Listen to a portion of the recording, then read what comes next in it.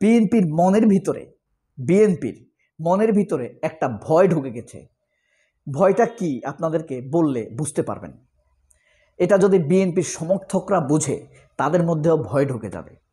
সেটা হলো, ধরেন বিএনপি কত পার্সেন্ট ভোট পায়, মানে যখন ভোট হয় 32, 35, 38, ধরেন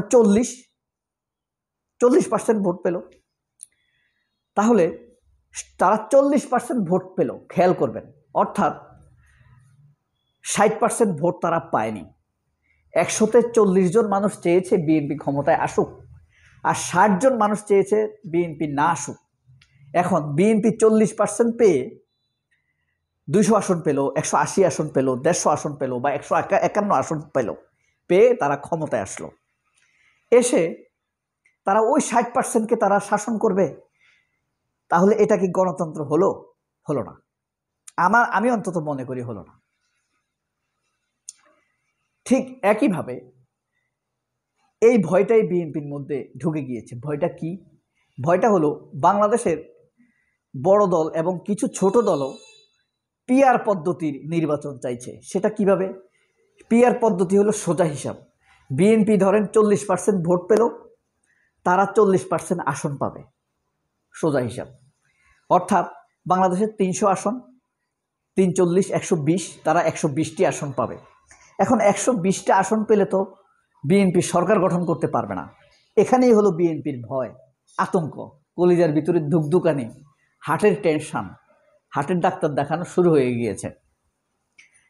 এখন তারা চিন্তা করেছে জোর জবরদস্তি করে, মারামারি করে, হাসিনার মতো করে, আওয়ামী লীগের মতো করে তারা মোটামুটি 151, 160, 70, 80 আসন নিয়ে নেবে।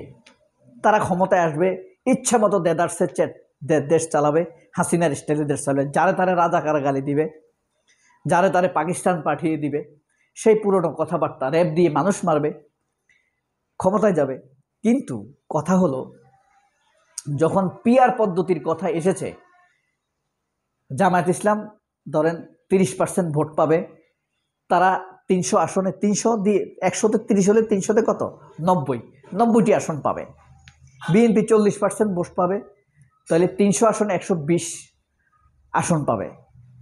আরও থেকে যায় কত, আরও 90টা আসন থেকে যায়।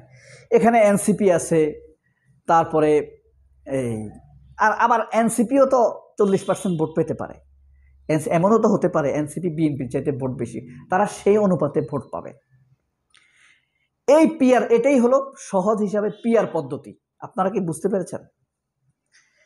দেখেন, আপনাদেরকে আরেকটি গল্প বলি। এক স্কুলে প্রতিদিন সিঙ্গারা খাওয়ানো হয়, বুঝতে পারছেন? এর মধ্যে মাত্র 100 জনের মধ্যে 20 জন মানুষ সিঙ্গারা পছন্দ করে, বাকি 80 জন সিঙ্গারা পছন্দ করে না। ওই 80 জন স্যারের কাছে গেল, স্যার আমরা তো সিঙ্গারা খাইতে ভালো লাগে না। স্যার বলল, ঠিক আছে, তোমরা একটা চিরকুটে লেখো কে কি খেতে চায়, কে কোন খাবার খেতে চায়, এটা লিখে তোমরা ভোট দাও। ভোটে দেখা গেল ভেজিটেবল রোল খেতে চায় 100-তে 5 জন, তারপরে আপনার পুরি খেতে চায় শতকরা 7 জন, 100-তে 7 জন, তারপরে আপনার সমুচা খেতে চায় 10 জন, চপ খেতে চায় 100-তে 12 জন, এবং আপনার ভেজিটেবল রোল খেতে চায় 13 জন, আর সান্ডু বা স্যান্ডউইচ খেতে চায় 15 জন।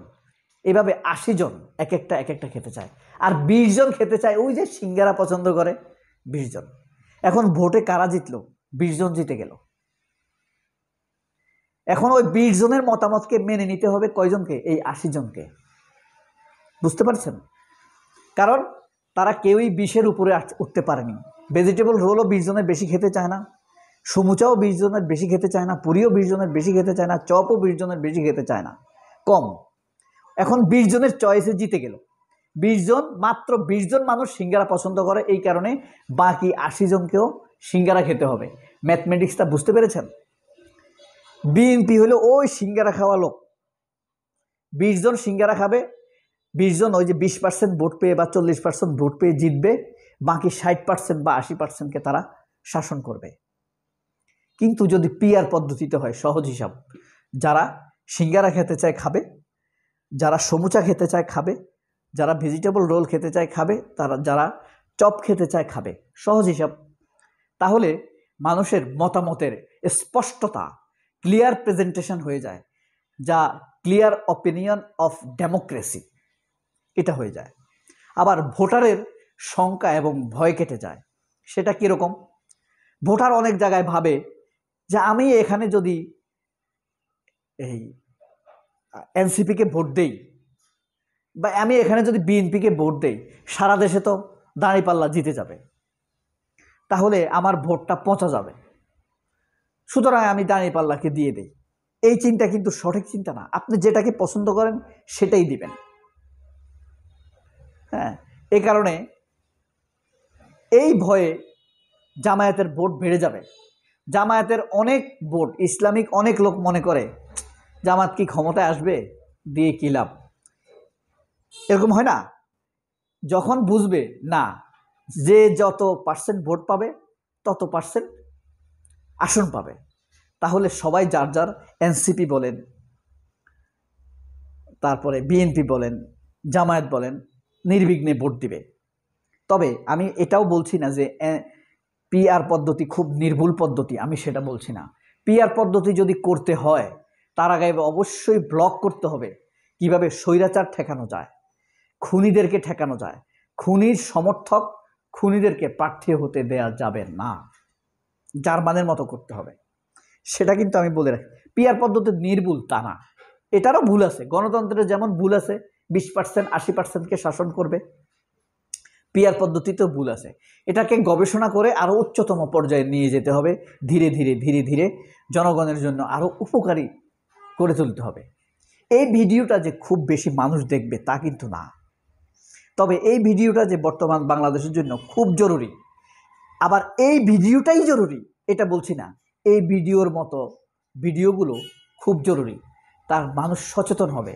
তবে যে কয়জনই এই ভিডিওটা দেখুক, তাদেরকে আমি কিন্তু ধরে নিব খুব সচেতন এবং এডুকেশন ওরিয়েন্টেড পার্সন, কারণ তারাই দেশের নির্বাচনের পদ্ধতিগুলো নিয়ে ভাবে, তারাই ভাবে ভবিষ্যতে আমাদের দেশটা কার হাতে যাবে। ভাই, আপনি হয়তো আজকে সাময়িক সুবিধার জন্য গতবার আওয়ামী লীগকে ভোট দিয়েছেন, কি হয়েছে?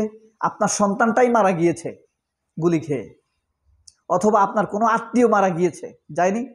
আপনি হয়তো আজকে বিএনপিকে ভোট দিবেন, কাল আপনার বিদ্যুৎ বিল বাড়াবে, আপনার বাড়ি থেকে চাঁদা নিবে, আপনার ছেলেটাকে ধরে নিয়ে যাবে, আপনার সুন্দরী মেয়েটাকে উঠিয়ে নিয়ে যাবে, এরাই। সুতরাং আপনাকে তো আজকেই ভাবতে হবে, তাই না?